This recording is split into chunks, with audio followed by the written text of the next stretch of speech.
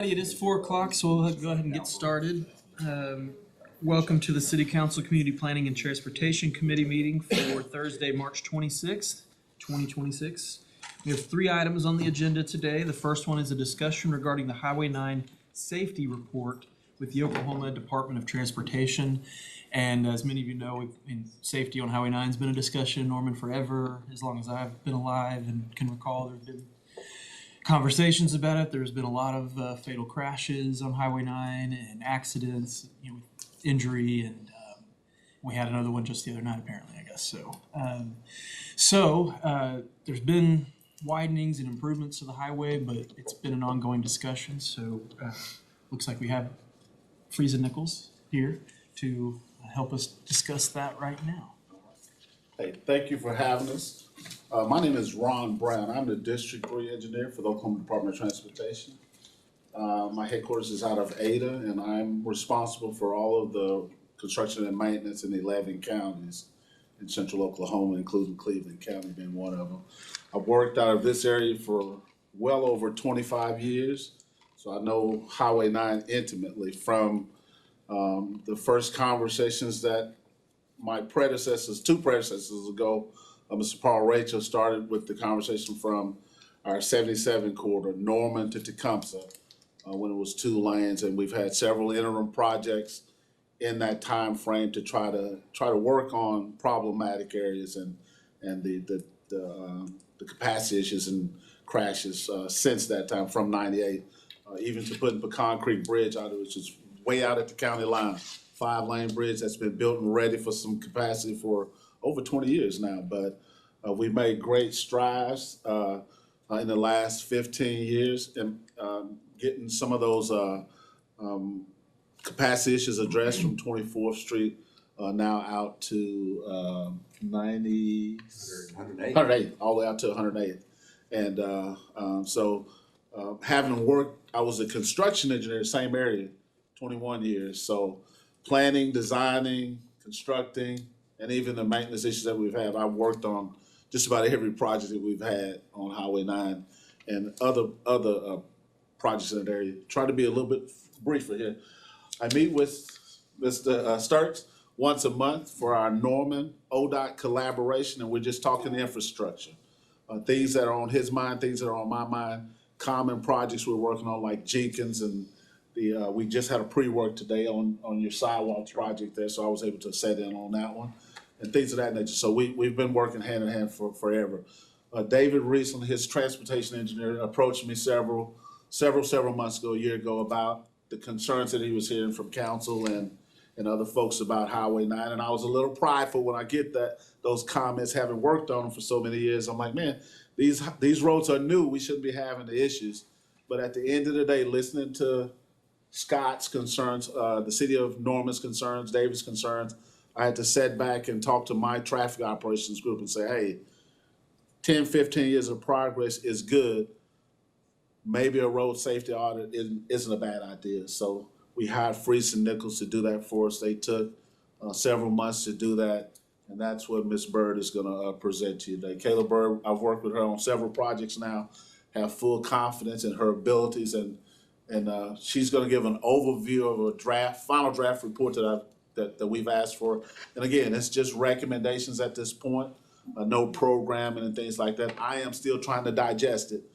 My traffic operations group is still trying to digest that, and I truly depend on my traffic experts in Oklahoma City to help lead, guide me and the city of Norman, engineering staff, when it comes to making these type of important decisions. Last, I'll leave you with this. We've even had discussions with the school superintendent there at Little Axe for months about the safety concerns and the last 2 really bad accidents that kind of happened in that area involving a Norman PD officer and just someone else just passing through there. So each one of these things are very important to us on a daily basis. So again, that corridor, like most of our corridors that we have in problems in, we are actively watching, trying to plan and prioritize based on the conversation that we had in the industry. So again, thank you for having us. I'll turn it over to Kayla. Thank you, Mr. Brown. Thanks, Ron. I'm Kayla Bird with Freeze and Nichols. We just want to thank you all for the opportunity to be here with you today. Going to be talking about the State Highway 9 safety study from 48th to 120th Avenue. As mentioned, the purpose of this study was really to take a proactive look at how that corridor is acting today, but then also in the future at operations and then most importantly, safety. So this study really focused on 4 key areas: evaluating safety, analyzing the traffic operations, identifying those different trends throughout the corridor, and then developing recommendations for those long-term improvements. So to support that effort, we used multiple different data sources.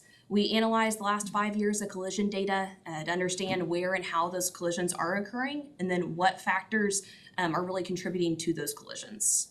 We also got updated traffic counts, and so we updated new turning movement counts at all the different intersection locations. Also utilized one of ODOT's permanent count locations, so we can see just the day-to-day traffic that's going in and out there. Looked at how the corridor is operating current day, and then also in future projected conditions underneath all the different alternatives and options that we considered.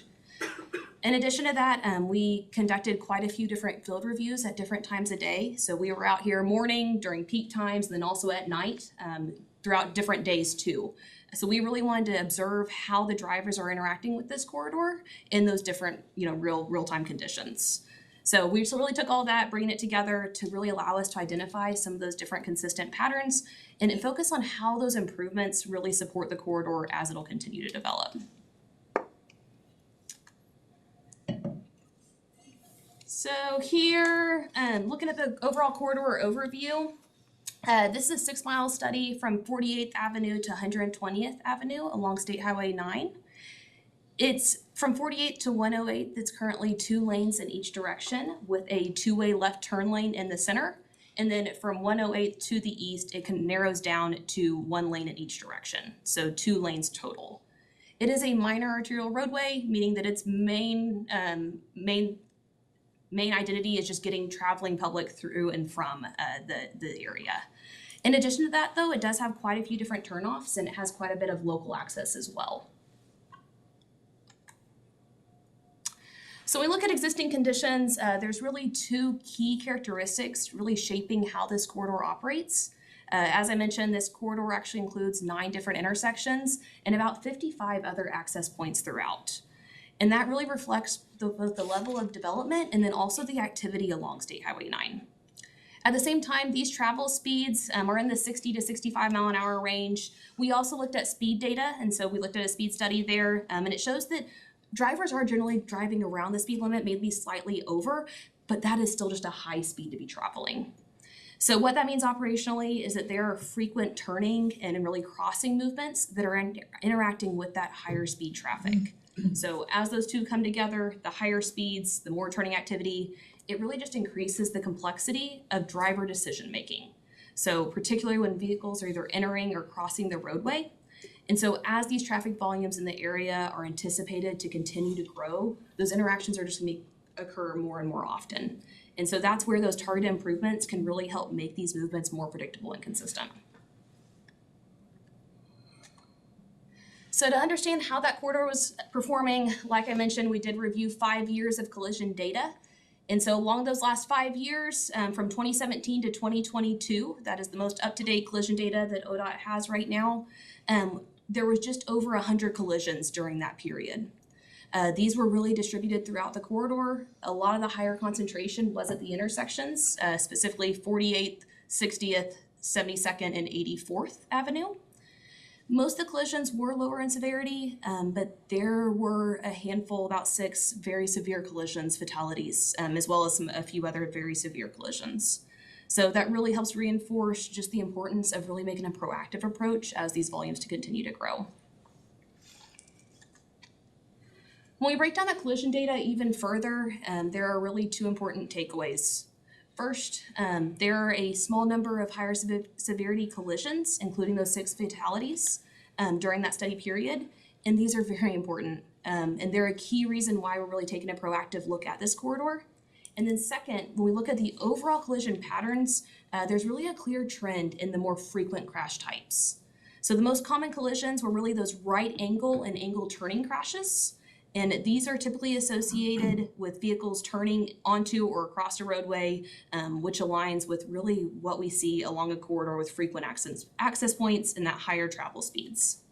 When we look more closely at some of those fatal collisions specifically, they did not all follow one single pattern.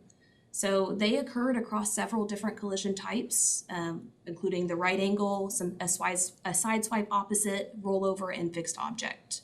So looking at that from a data standpoint, it really tells us that the overall pattern is driven by those turning and crossing movements, and the severity of crashes is really influenced by the broader corridor conditions. So really particularly the interactions between those higher speeds. And so the most common contributing factors overall were the failure to yield, inattention, and driver speed, which really support that conclusion. Animal, I see, is the third highest sorry. on that chart. Animals. Animals, yes. Deers and things like that running across the highway. Yes. So you guys actually don't have a whole lot of objects really close to the road, which is wonderful, right, from a safety perspective.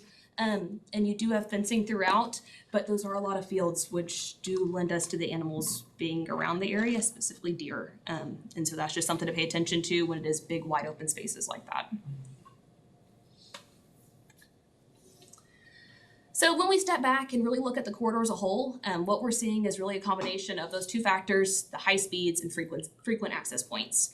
There are a few key factors contributing to those interactions and where they occur. So the first is that gap judgment. So drivers on side streets are trying to find acceptable gaps in higher speed traffic, which can be more difficult as those speeds increase. As people also wait longer, that causes them to accept a lower acceptable gap, or what they would consider an acceptable gap, and they make those movements even if they don't have that true separation. The second is the number of access points, so just meaning that those decisions are happening frequently and at many different locations along the corridor. And then third is the lack of dedicated turn lanes, or right turn lanes, I should say, in many areas. So that means that vehicles are slowing down within the main travel lanes to make those turns. So together, all these conditions increase the number and complexity of different vehicle interactions. So that's where these targeted improvements can help create that more consistent and predictable movements for drivers. So when we look at all of that, the strategy moving forward really focuses on these three key principles. The first is going to be reducing those conflict points. So really fewer locations where those vehicles would cross paths. The second would be organizing access. And the third would be really just improving that predictability, right? So that drivers know what to expect.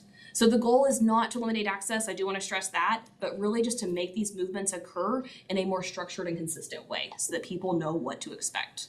So at the center of this approach is really access management, and that's what we base most of our recommendations around. Being intentional about where and how the vehicles enter and exit the roadway so that those interactions are easier for drivers to navigate. So when we started looking at this, we evaluated a range of potential strategies to really understand what could best fit this corridor. Starting with lighting and signage, these are very important and are part of our recommendations. Really just looking at improving that overall visibility and driver awareness, particularly at night, to help drivers better recognize those upcoming intersections, different movements taking place throughout. The second thing we looked at was speed management. That's another important component and something that we're recommending at some targeted locations. I don't mean a drastic change in speed, just some minor adjustments there to that posted speed limit of the 60 to 65 range. Lower speeds can really help drivers' reaction time, but by themselves, they don't just address all the different issues we see between the turning and the access management. Barrier strategies were also evaluated as well. Barriers can be effective in preventing some of those head-on collisions, particularly where there is more separation from the travel lane. And I do want to stress that. Along State Highway 9, the available space is a little more limited, so placing barriers close to traffic could also introduce some additional roadside hazards. And so that's just something to consider with the implementation of barriers. They also don't address how those vehicles are really entering, exiting, or crossing the roadway. So they don't provide that access management needed for this corridor. A median, on the other hand, so that's another form of a barrier, right?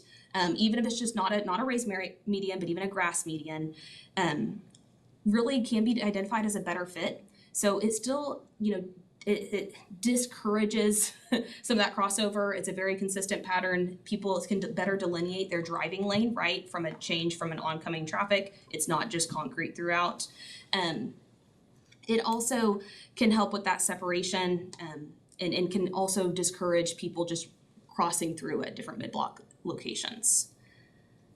Another thing that we looked at was traffic signals. So based on the Warren analysis, only a couple of the intersections actually met that criteria. It was at 120th and then 48th, and we'll go into that a little bit more detail here in a minute. So signals may be appropriate at these locations, but just not really a corridor-wide solution. So they tend to work best where, you know, those volumes are a little bit higher and your turning volumes are higher.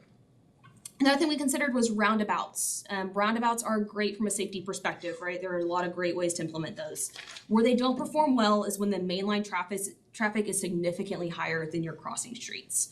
What that could actually cause is that your side streets could actually see a much higher delay than they currently see now. Those mainline just keep having the through movements, and they would never have a time to enter the roundabout. And then the last thing that we considered were R cuts, or restricted crossing U-turns. So one of those key strategies is an R-cut. So what is an R-cut? It's also known as a restricted crossing U-turn, J-turns, super streets. They have quite a few different names. This approach really just changes how certain movements occur at the intersection. So instead of allowing vehicles to cross directly or turn left across traffic, I do want to clarify that's from the side street. So R-cuts do operate the exact same for the main line. Mainline cars can still make left turns. It's your side streets not being allowed to make a left turn across those lanes. There's a sort of version of this is what was done at Brandon and Highway 77 in front of McDonald's and all that stuff. If I recall, it sort of, not exactly, but that was the solution ODOT implemented just a few years ago at Brandon because of so many. That's correct. Yeah. Councilor No Fire. Yes, so is our median, the turn lane, gonna be big enough for something like that? So there are still details of design that would have to be worked out. This was just a study for what we would recommend implementing through the design process. Gotcha. And so those would be things that have to be worked through with design. Okay, because I've used those across the nation. I mean, they're actually really good as far as traffic flow, Yeah. traffic control, but our road's not that wide in the middle. So I was just curious if that would be a fit. Yeah, absolutely. Require some widening to do that. Slight widening. You do have a decent sized median right now, and so that's just something that would have to be worked out for those minimum clearances there. That's what this was, more of a high level safety study at this point. And so as discussed, really key benefit, it removes those direct crossing movements, which is one of the most complex decisions a driver has to make on those higher speed roadways. So instead of judging gaps across all 5 lanes of traffic, they are just looking one direction, you know, merging into traffic there. So from an operational standpoint, this reduces those number of conflict points, really simplifies how vehicles interact with each other. And I would note too that when I was Ward 7 representative, I know that me and the multiple Ward 5 council members, one of the most frequent contacts we would get from residents was about Brandon Boulevard and crashes and when were we gonna do something about it. And I can't really recall getting very many at all, or really any, since that was implemented by ODOT, that solution. So, worth noting. Absolutely. So that kind of leads us to these why R-cuts fit State Highway 9 in our opinion.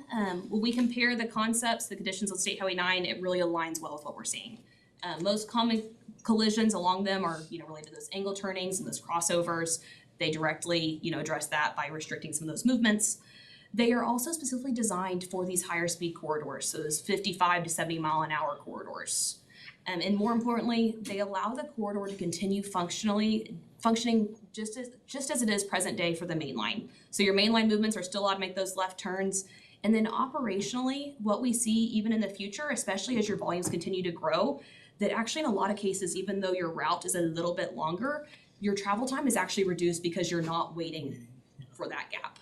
So rather than eliminating access, our main goal is just to organize how that access occurs so the movements are more predictable. So that leads us to what our recommended solution looks like.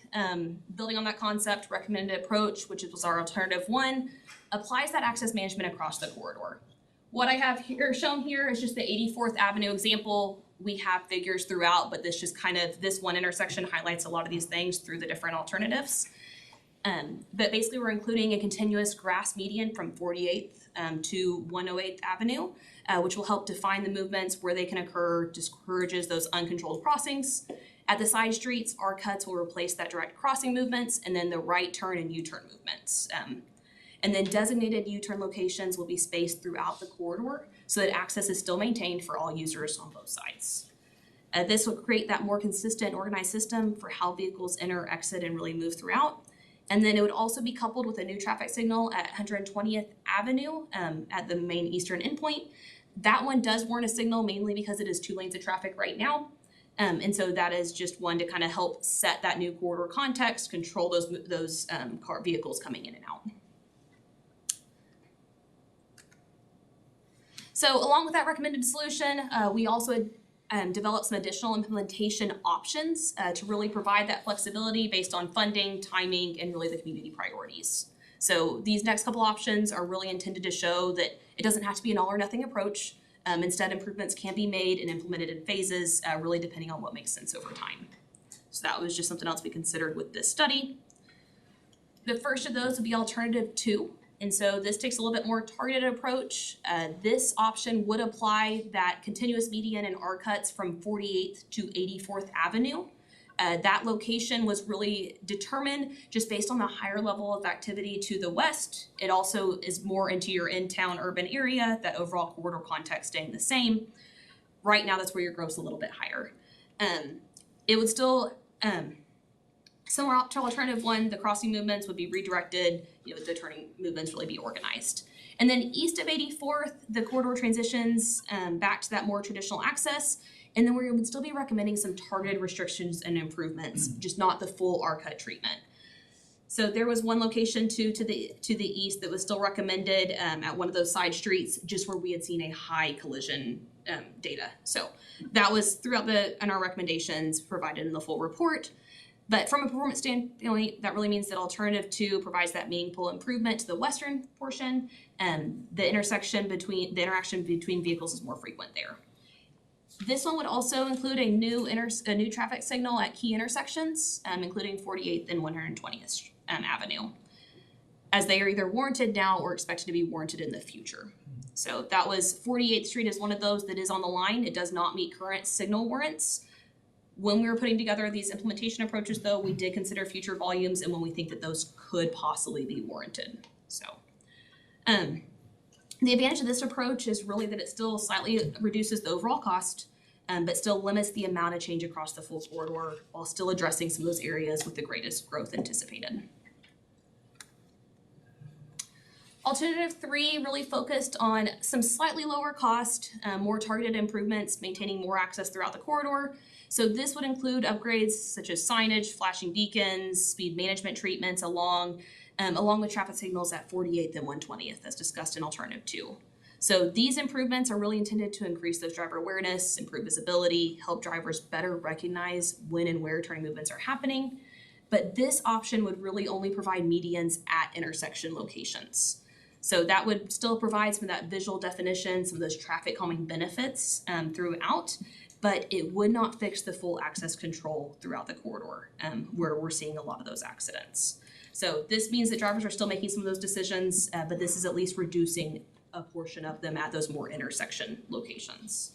So while alternative 3 is the lowest cost, I did want to give just from a perspective too, we were talking more around the $10 million range versus like a $13 million range. And so I'm not saying that's like cut in half just for a kind of scale ratio there. But still helps with some of that more structured access management. And then in addition to alternatives, we also had some improvements that were recommended regardless of alternative chosen. So some of these include those targeted speed adjustments as discussed prior, improved lighting, right, just throughout, draw that driver attention, especially at the intersections, additional right turn lanes, shifting the lane drop near 108th Avenue. Right now that lane drop happens right where the gas station is at. People are driving in and out, making all sorts of turns. Okay, yes, it's a dense intersection. And so looking at shifting that lane drop just slightly to the east of 108th Avenue. And then adding curb and gutter just at intersections. So that would also allow you to add those right turn lanes without significant right-of-way impacts, and just help with that overall traffic calming effect. So draw attention to the fact that we're not just in a big open space. These improvements would all really work together to just support that overall goal of creating that consistent and predictable driving condition. So that leads to our recommendation. Our recommendation in the report was to take a phased approach to improving this corridor. In the near term, we recommend implementing some of those lower cost improvements, such as looking at lighting upgrades, the signage, some of those pavement marking improvements, and some of those targeted speed adjustments. These can be developed relatively quickly, help improve the visibility, just awareness, overall consistency across the corridor. And then at the same time, we recommend beginning to plan for some of those more structured access management across the corridor. So that could include implementing elements of Alternative 2 or Alternative 1 as funding becomes available or as more development continues along the corridor. A long-term goal would be to move towards a consistent corridor approach. So Alternative 1 was our main recommendation, which provides the greatest overall improvement in how vehicles interact and how the corridor functions as a whole.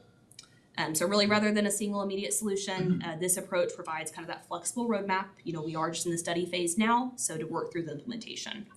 Really allows us to look at the current needs and planning ahead for the future growth, and really to make those improvements in a way that's practical and scalable over time.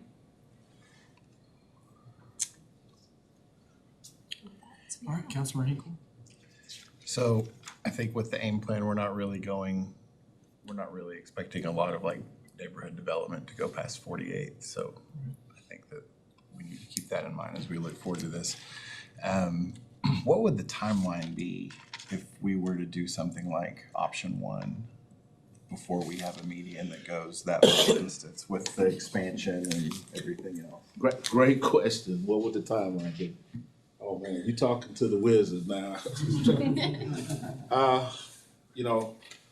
Full disclosure, we have a lot of needs in District 3. We are currently studying the rest of the problem area in Norman and on our highway system, ODOT's highway system, and that's 77 from I-35 to 77. So Olson engineering firm is doing that study for me now. We're well involved in that. So, and if you look at any of my open face data online, you'll see that corridor has a much higher collision rate than what we're talking about today. So putting that in perspective, even the planning that I'm doing on there is just, I have none of that in our current 8-year program.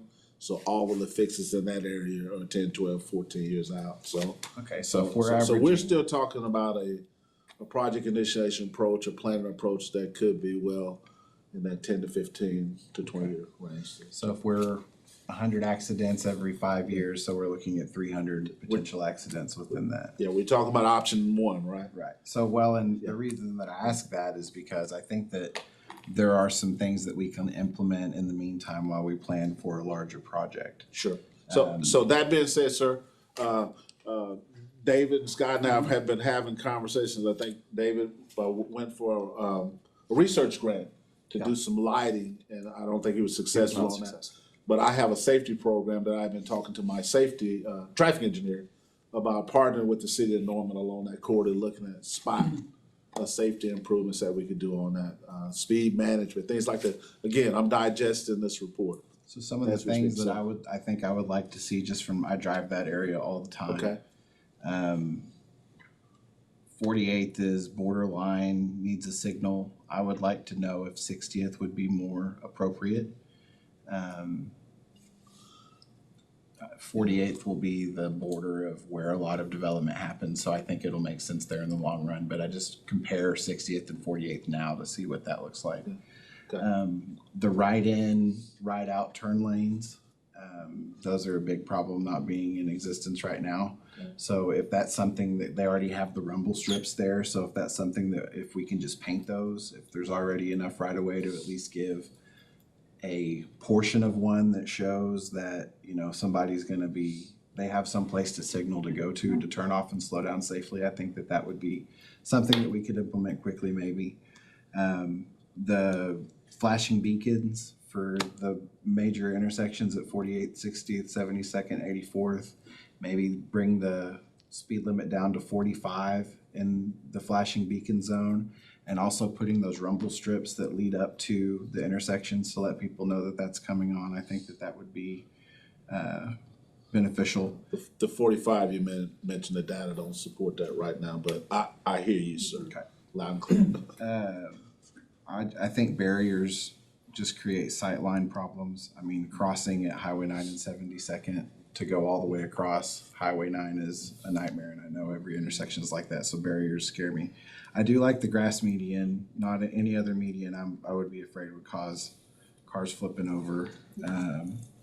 But that's an awesome project, but that's, you know, we had a bond project that we just approved the other night that was approved for 150 years, and we just got it done, so I want to try to implement some things for safety now. We just finished a big project on Highway 9, so I know that the residents out there are not looking forward to it being all torn up again, because that creates its own safety issues. But I think that there are some things that we can implement a little bit more quickly while we lead up to a larger project. Absolutely take that into consideration, as we digest the study. So. I'm just saying, current pace that I can tell, about 20 people will be killed in car crashes on that segment of Highway 9 between now and 15 years from now. So, just based on current traffic data that I can pull up for the last 6 years, so something for our elected officials at the legislature to think about. They're the ones responsible for finding the money to get these things done, so. Well, Normanites have trouble with roundabouts at 20 miles an hour, so I can't imagine. 60. Councilor No Fire, No Fire, and then. I do hear a lot of complaints about roundabouts. So I agree with most of what he said there. Specifically, that something that we could do quickly and fairly cheaply would be the right-hand turn lanes, because I go out that way every day. I live off, just take 9 to 108 and go north, and you'll hit my house. You can't miss it. And so that right-hand turn lane would alleviate a lot of problems out there, because people don't, when they're going to stop, people have a tendency to come to a crawl and then turn. They don't take it with any sort of speed, which is safe driving, sure, but it also really impedes the traffic behind them doing usually about 10 over. And so you're talking 70 miles an hour for someone just about stopped. And if they're not paying attention at all, it gets really bad really quickly. And then the lighting at the intersections just in general is that I think that would alleviate a lot of things at night, because when someone's, especially on like 72nd, you're coming up on a hill and you can't see those lights if you're coming down Highway 9. And so if you have a light there shining down, just a street lamp, so to where you could see a vehicle on the side, that would probably really alleviate that as well. Just those two big things are. With Downs Christmas Tree Farm being, Yes. Christmas light experience being right there, there's probably 2 or 3 months a year where that's the most dangerous intersection in Oklahoma. I do not doubt that. The only other thing I would say, or two little ones. One, 48th, I get asked about that all the time because of the school just north of 9 on 48th. People, they ask me for a light specifically. I think in the last month, I've had a couple of emails alone, just random people asking me for a light there, and because they try and cut straight across and traffic doesn't stop. And what I always tell them to do is go down 36th and then come out and do it that way. But I do get asked about that one specifically a lot. And then one other thing is, if it's so much as anything more than a mist out there, you can't see the traffic lines at all. I don't think I've ever seen a road in Oklahoma with them, but if you guys would ever consider just the little pop-up reflectors that they just nail in for the yellow and white lines and the dotted line in the middle, if it rains out there, you can't see anything and people are guessing at those the actual lanes in the road, and they're terrible at guessing.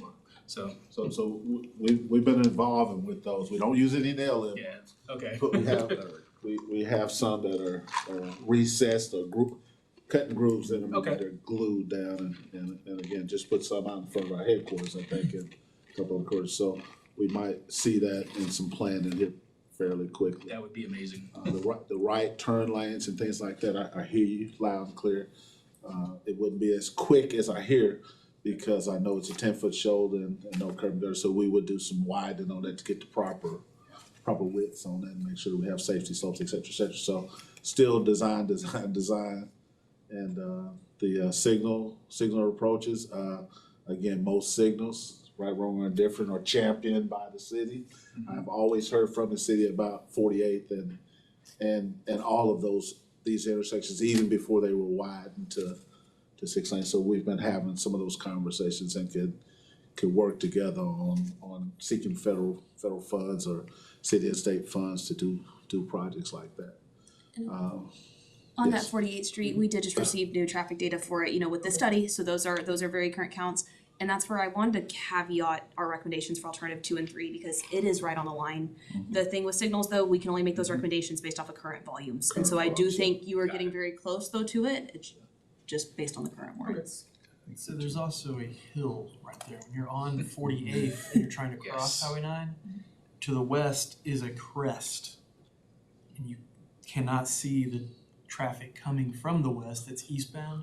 You cannot see it till it's hitting that crest, and it's very close to the intersection. So Yeah. I think that's why the traffic count may not be there, but that's why people are asking, because Absolutely.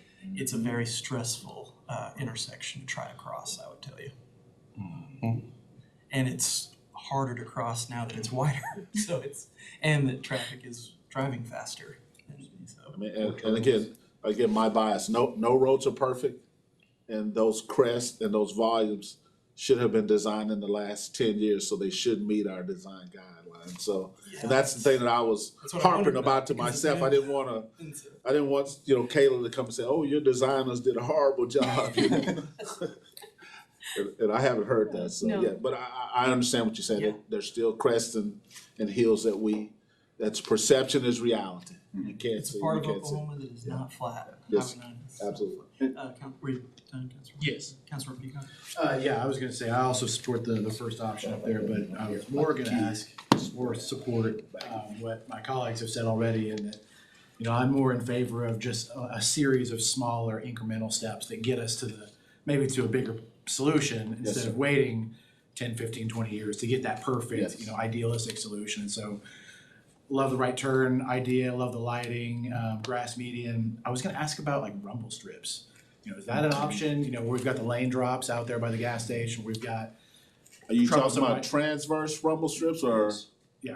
basically something that notifies the driver they're coming That up is- on a problematic That's condition. what I'm saying, like have them at every intersection, Just- like you're coming up on. I worry about every intersection, you almost desensitize the driver to say like, well, Right, now everything's an issue. But if, you've got 108th had that big red, on the heat map, it had a very orange dot on there. And so, just when you're coming up on some of these really trouble areas, just some, Again, stepping into it, I'd probably put a warning sign up first, then a flashing warning you go. sign, fair. then the rumble strip warning sign. Yeah.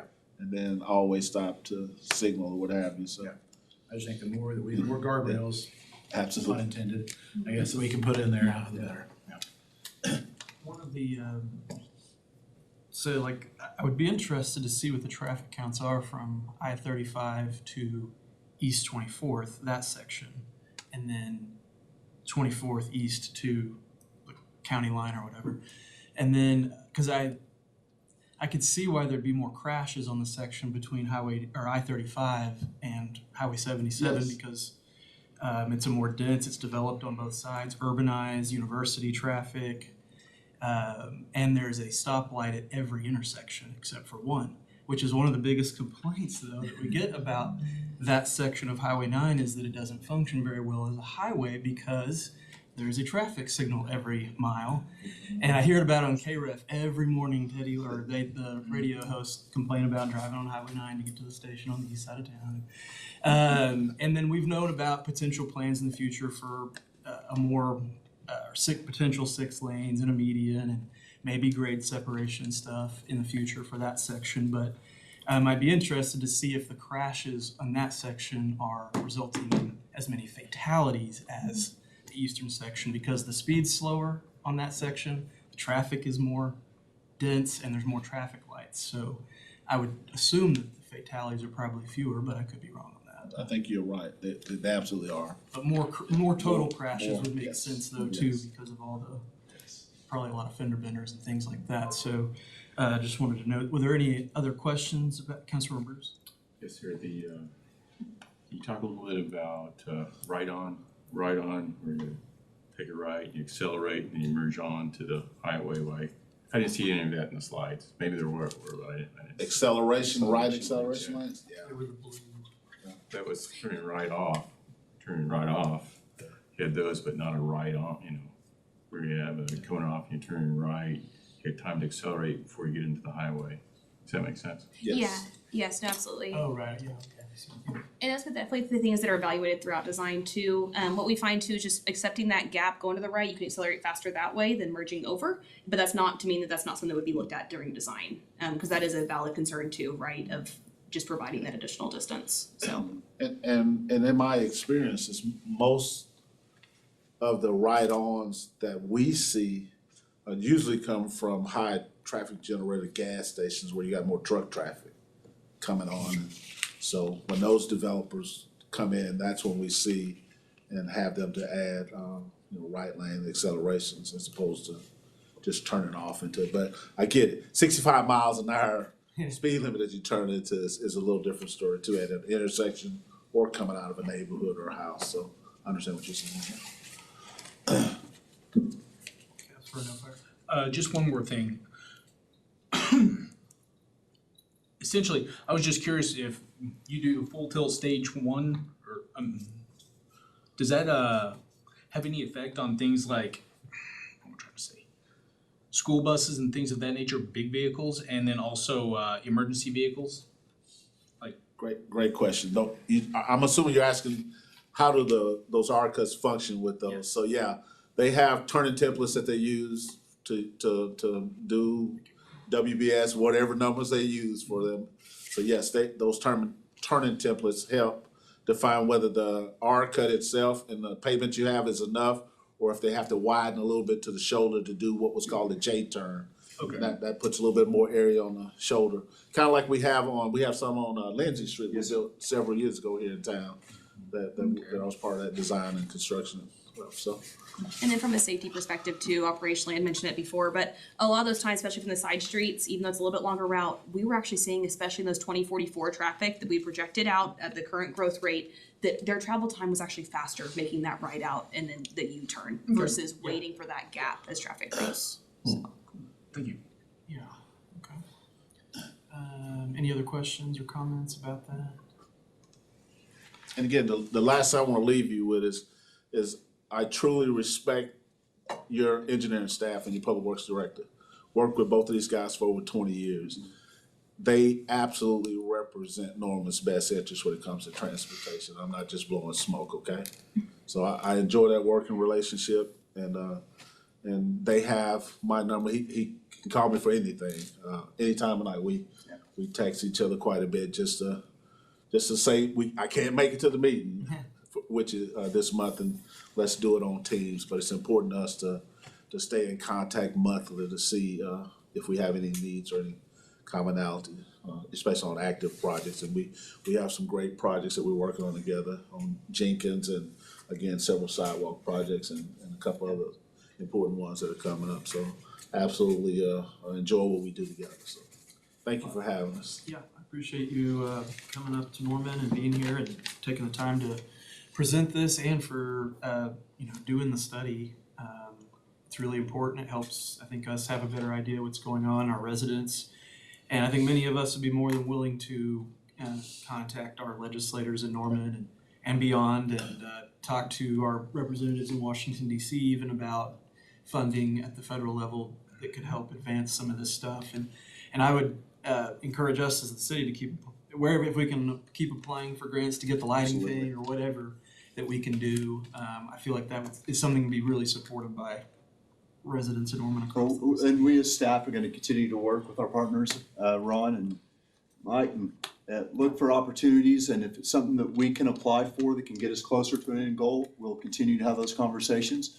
We'll continue to look for funding mechanisms, even if it is simple, easier solutions that get us a little bit better over time. We'll continue to be working as partner teams through the community to make improvements.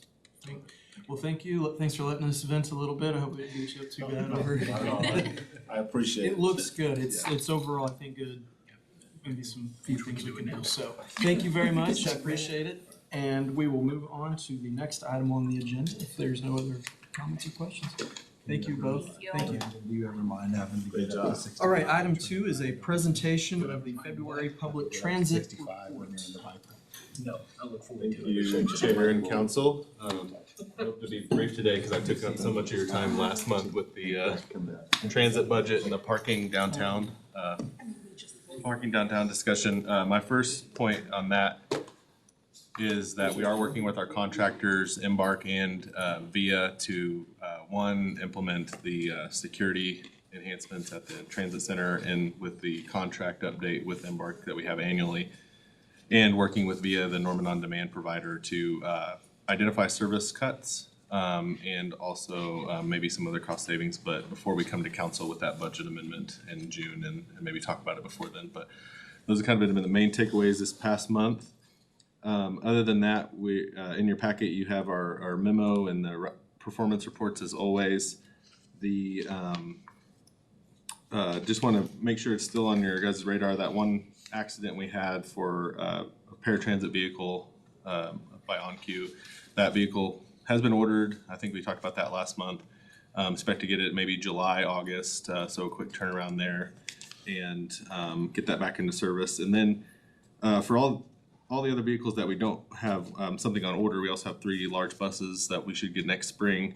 The only one is another paratransit vehicle that's out of its service life. So we have put that into the budget request, and obviously that's going through the process. We do have grant funding to help pay for that, so we're hopeful that we'll be able to replace it next year. And unfortunately, it was also involved in an accident recently, which it's past its useful life. So, and we have grant funding to replace it, so we'll probably try to seek that even harder with the budget process. So.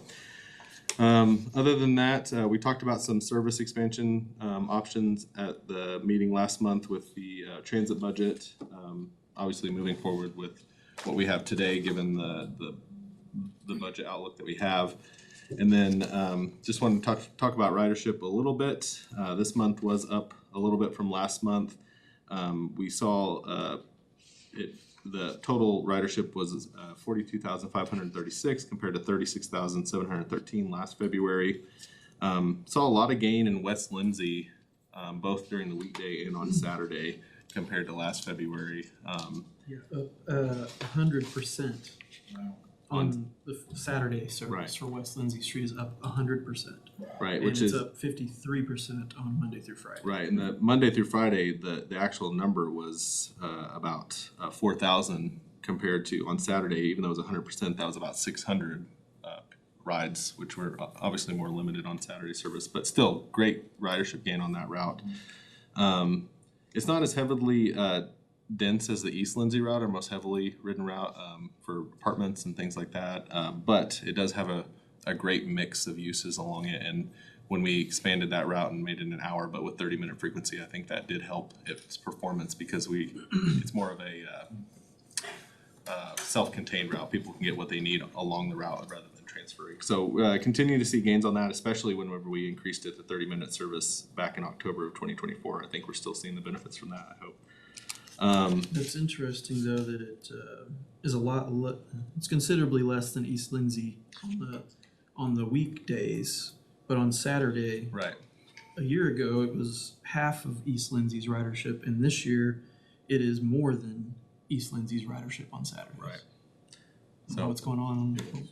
People, move in, move out, change their driving or their riding habits, just like they change their driving habits sometimes. So I can't tell you today, but I'm just glad that the numbers are reflecting a gain. That's great to see. We also saw a pretty good gain in our plus ridership, about exactly 400 riders for the entire month, which daily is about 92 compared to 86 a day. So really good there. And then also bikes, you see at the bottom of the table on the first page, went up about 66% on our buses, which again, we've talked about increased the catchment area for transit. there's a walk shed and a bike shed, right? So as we bring on more bicycle infrastructure or sidewalks or different multimodal paths, that just allows people to access the buses easier as well and increases that catchment area. So, and then finally on Norman On Demand, just briefly, we had about 2,200 riders last month compared to the 4,000 again last February. We're cutting costs there. Demand's lower. We're still seeing that happen, but we're trying to keep that ridership per service hour number up to about 4 or 5, just to remain efficient. It was at 4.4 last month, but because of the lower demand and maybe slightly increased, or because we haven't totally dismantled all of the vehicle hours, we are seeing better KPIs in terms of wait times and just the average walking distance slightly, but really that wait time. So for example, in February 2026, it was about 17 minutes, and last February it was about 30 minutes. So that's really quality service. We put it at about 20, or our target's about 15 minutes, so we're right there, but 20 minutes is the maximum we set. So the average, we wanted it a little bit lower, but still, it's doing great. And again, we're actively cutting back on vehicle hours as we see it, so that we can conserve that budget on in the current fiscal year as well. So happy to take any questions. I know you have one more agenda item. So. Councilman Bruce. Is there any way to peel back that data even more to see as far as who's demanding Rider On Demand in a particular category related to like people that are disabled? Yeah, so there is a direct number for people asking for wheelchair accessible vehicles. And so for example, in February, the number of completed trips was 6 for wheelchair accessible vehicles, but last February was 38. So that, again, it's an on-demand service late night and during the day on Saturday. So it just depends on if people need to use it during times we're providing it. But there's that metric. But for other people with other disabilities, that doesn't require the wheelchair accessible vehicle, we're not necessarily tracking that. I don't know how we could track that if they don't have a need for one of these. You had mentioned last time we had a brief discussion on possibly Embark Plus, assuming that mission, depending on the size of the that may be available as far as that customer base being disabled and needing Ride On Demand. For Embark doing this program. Yeah, once we figure out how to keep the service running, we're gonna evaluate that, and like we talked about in our discussion last month, early fall, we're gonna probably put out an RFP, but that'll probably be a part of the discussion of could we assume some of that service in-house. And sometimes it comes down to vehicles. If I'm being honest, we'd have to order more vehicles possibly to provide more service, where if we do a contractor like this, then the city's not buying capital. But there are transit agencies out there that can use their scheduling software to sometimes schedule paratransit rides with Norman On, or in our case, Norman On Demand rides. And sometimes it comes down to where do those vehicles get funded to? And are you fulfilling the mission that vehicle is funded for by FTA for the paratransit, while also doing something extra, or is it at the detriment of the paratransit customers that you're trying to? So we have to weigh all that as well. But it certainly can be done. It's just complex, and really the scheduling software is last few years is really now getting to the point that it can kind of identify that and make sure that everybody's happy on the funding side. There's also the option of just buying locally funded vehicles, and doing whatever you want with them, but again, that's kind of hard to come by. So, Any other questions or comments for Taylor about public transit? Just one more quick thing on the TSET grant, the Tobacco Settlement Endowment Trust for Embark Well. We just got an email at 4:30 that they were supposed to have a board meeting today and then announce the winners after that. It's moved to April 2nd. So should know soon, but yeah. Not too far. Yeah, not too far. So thank you. Thank you, Taylor. Appreciate it. As my 3-year-old grandson would say, biscuits. All right, item number 3 is a project updates and discussion of the Access Oklahoma East-West Corridor. And I think we're planning to have regular updates about this in this committee as they're available. So As I mentioned on Tuesday night, anybody that's interested, tune into this meeting in person or on YouTube, and we'll try to keep everybody updated as best as we can as we know what is going on. So, there's been a lot of questions about what work is being completed at this moment on the bridge over the Canadian River. They're currently constructing the drilled piers that will be what the bridge will actually sit on in the future. They've started that. I don't have a % complete or number completed or anything like that. I will work on trying to have some of that information available at future meetings to where we can kind of get a feel for progress and the way they move. And also the last time I drove by, it looked like they were probably 2/3 or more complete with filling that pond that is behind the old armory there on the north side of Indian Hills between 48th and 60th. Yeah. It looks like a major somebody asked me what major highway is being built there with there's like 6 of the big belly dump graders and major road going to the south. They've got a big borrow pit down there. So that's moving along at this time also. Do we have the ability to get any kind of like drone pictures of of the activity? Do we have that with Public Works? I know Police Department has a drone, but Because it's their work zone, I would want permission for them to do that, or if they have that, I can ask that question and see if there's anything that they can share with us. They may be doing that already, or they may have like an on-site daily, let me see what information is available. I wouldn't feel comfortable sending I wouldn't like it if somebody else has done it on my project, but let me see what we have available that we can work with on that and see what we can get. well, if you drive down Indian Hill, you can see drilling rigs, but there's so many trees and it doesn't let you go all the way out there. So. Yeah, it's pretty fun, and it's pretty good distance out there. So I will ask OTA if there's any information they'd be willing to share with me on that I could present and then show along with some sort of a progress update. Okay. I will make that request. Thank you. I kind of want to bring the 36 Avenue Northwest Phase 2 update. That will be a monthly item that we'll talk about where we're at. I want to keep you up to date as to where we are. Of course, we've got the agreement approved by council this week, March 24th. That's because somebody can't spell evidently. We'll fix it to March.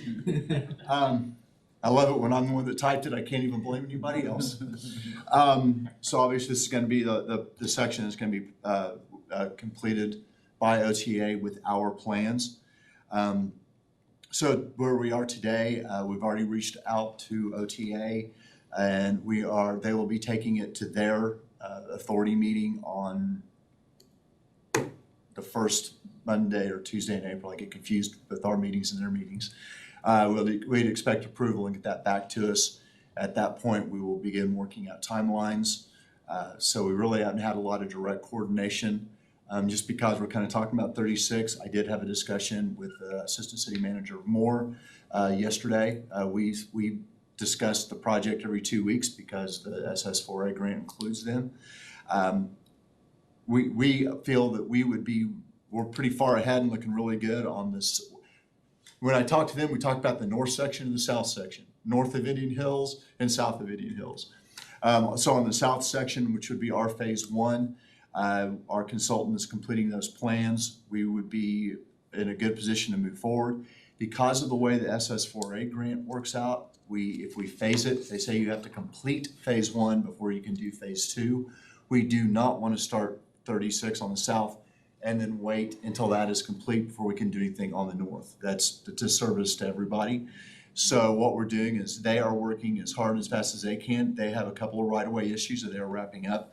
They're currently in condemnation on that.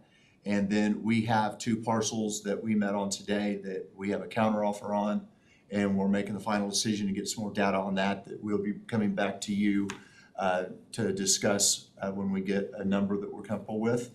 And then that would allow us to be at that point, then we'd have to do utility relocation on those 2 sections.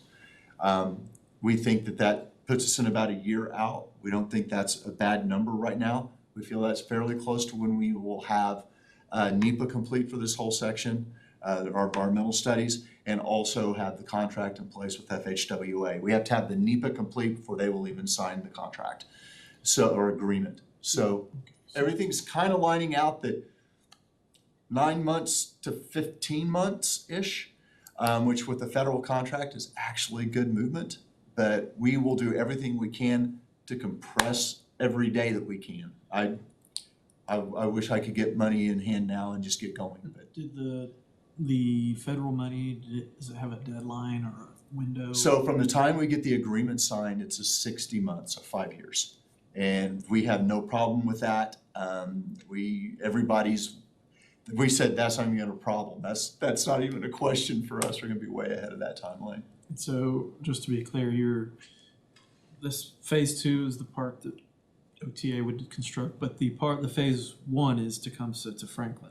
Correct. And we're doing that. We're doing that, and then we'll do our phase 3, which will be north of where the turnpike ends. We had to extend the south limit of that a little bit because they didn't come up to where our old phase 2 ended. We've already picked that up. Our consultant is already doing that design and getting that into their plans. And then we have the Moore section, which we just kind of keep calling phase 4 or the Moore section. But we want to bid all of that as one project.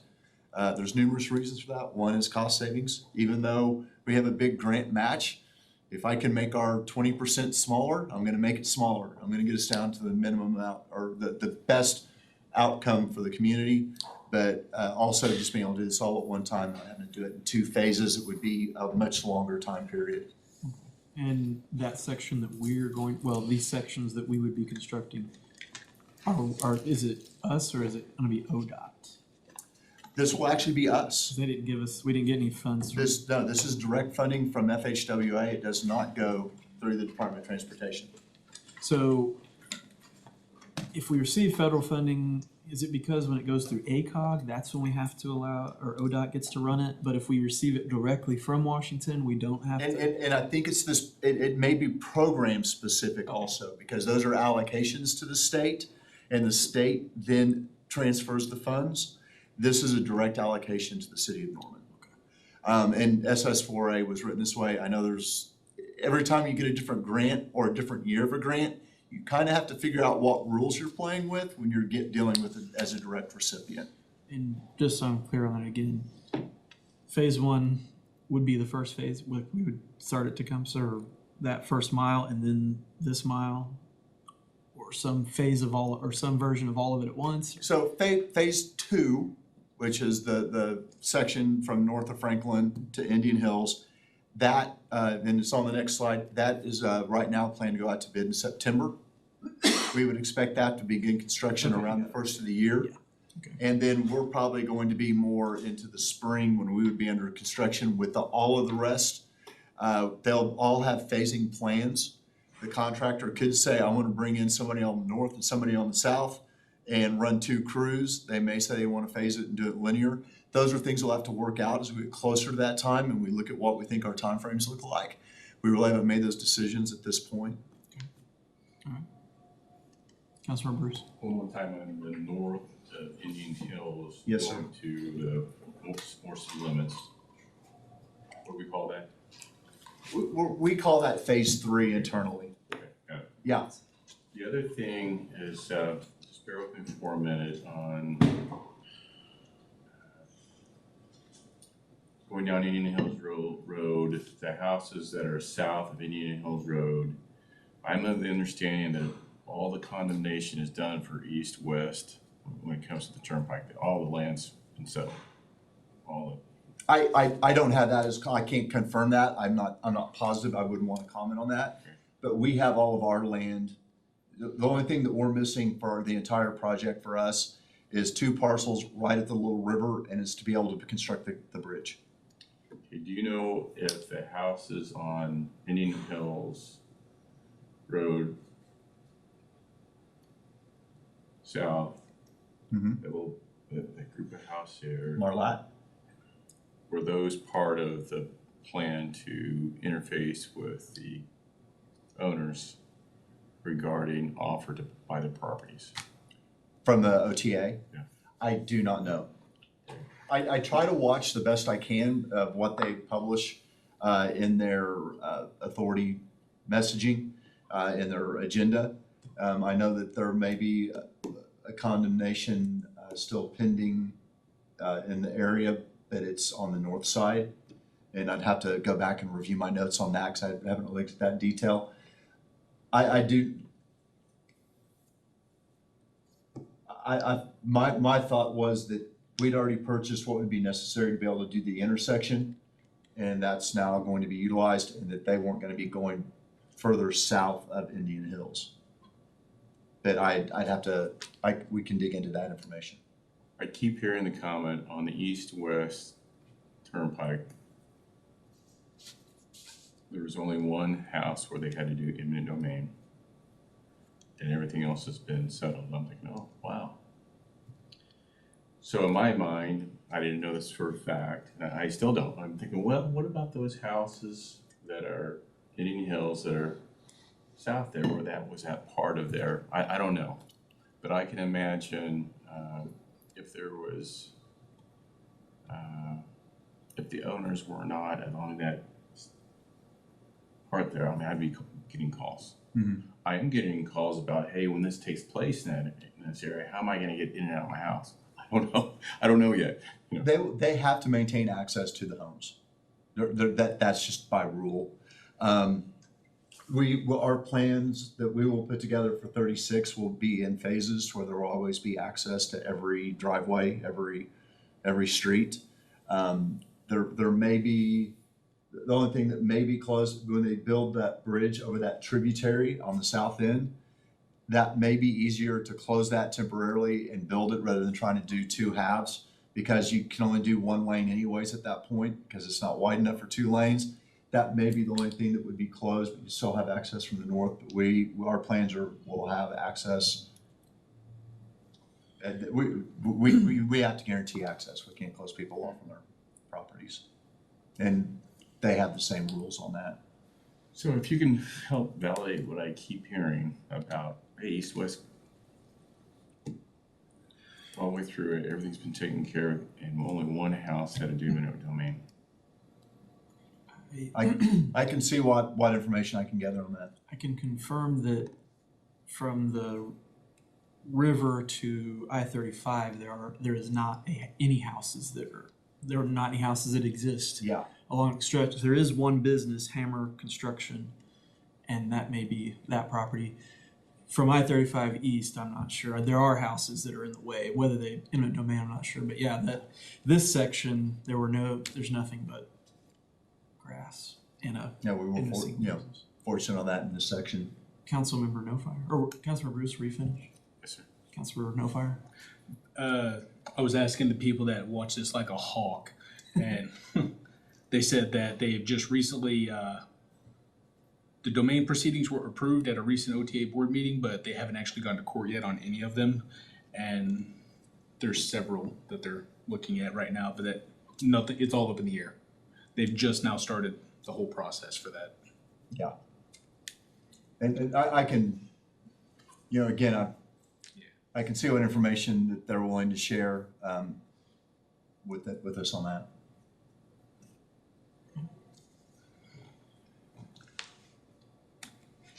that. Just what's coming up, what is on their schedule. Again, they publish this on their authority agenda.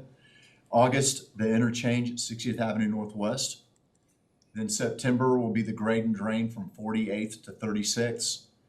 And also that will be a mandatory tie with the 36th Avenue Northwest, our Phase 2 project. By mandatory tie, that means that they will be separate projects, bid separately, but it has to be to one bidder. So they put them together. So it's. Is that why it needed to be on our agenda now? Yeah, yes, because we have to have complete plans by June, and we need time frame to get that put together.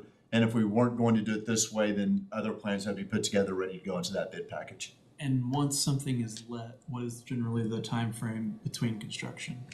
It's usually 90 days. That's kind of when I first came here, it was 30 days and you could ask for an extension to 90 days, and now it's 90 days. There's not even ask for an extension anymore. They have the right to get in quicker if they want to, but that's typically what we see is that's at maximum 90 days. But I do think a lot of that is in getting all of their paperwork in order, starting to order what they need and get things set up. it may be that that's just really the time on these larger projects. You know, even our projects, we see the same thing. Gray Street, they took the full 90 days. Jenkins, they took the full 90 days. So in this scenario, with this schedule, bridge and approaches over 48th Avenue would begin construction in December, potentially? December, January, somewhere in that time frame, along with the other projects. And then they have it split out where they're gonna do the grading and the drainage and then do the paving of the roadway. They're looking at that in October, just a month behind. And then in November, bridge and approaches over 36. And then right now, tentatively, they're showing the January 27, 36th Avenue Northwest to the railroad and the I-35 service roads. So that's kind of starting to look at that's where we're gonna start seeing some stuff that could be happening on the other side of the interstate. Okay. And we watch this and we do keep up with it. There hasn't been any, since we last met, there have not been any meetings. So I don't have anything that's been said other than what I see. But obviously we'll continue to keep you up to date on these items. Any other questions or anything for us? If you have any other questions, yeah, be happy to answer any questions. So we'll be getting our monthly update on 36th Avenue progress roughly, and then continue having regular updates about what's going on. Yeah, and as we get under construction, I listened and paid attention. What we'll do is we'll keep up with the where we at on expenditures and time, and so we can report those items back, and then I will probably be bringing you back photos of what construction looks like out there. Maybe not a whole, 25 photos, maybe just a couple of photos, but we'll bring you back information and keep you as up to date as we can. Appreciate it. Okay, any other thing? Okay, thank you. I did want to just say that I went to ACOG and brought back some money. I don't know if the camera can catch it. Nice. But we got $15.5 million, and we think this might be for Tecumseh and flood in 24. At least 7 million of that is. At least some of it is. And then they let me take the big checks. And then this one is for the roundabout, potentially at Acres. Okay. $1 million. And then this one is public fleet, fleet, so I assume fleet related replacement Yeah. stuff, but another $1 million. So we're purchasing $17.5 million from Yeah. ACOG. We have lots of different projects going and it's hard for me we got a whole bunch of them. But if you take that with the SS4A grant, we are on a roll. We've collected well over $40 million.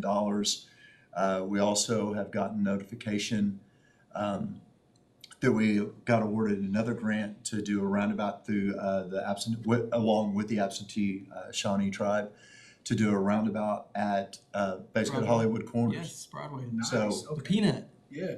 yeah, the peanut roundabout. it won't quite be a peanut, but it will be elongated. But we looked at that, and so we think that is so Franklin and Porter, great opportunity to clean that one up and get rid of that flashing four-way stop there. So that's another one that we'll be looking at getting rolling here pretty quick.